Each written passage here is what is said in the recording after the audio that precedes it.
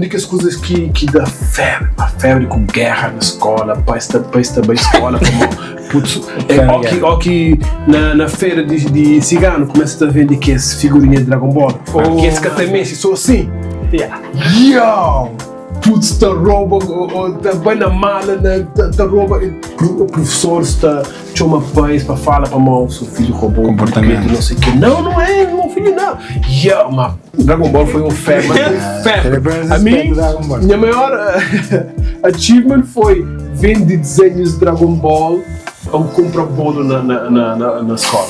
Yeah. 50 escudos, um bolo, me... Estou com 50 escudos, então que não desenhar 50 escudos. Não, então quer desenhar um bolo. Te desenha Tenshin Han, te desenha Goku. Os favoritos, pô. Yeah, te desenha Goku. 50 escudos. Então você é muito desenhável? Não teve jeito para desenhar? Eu acho que sim.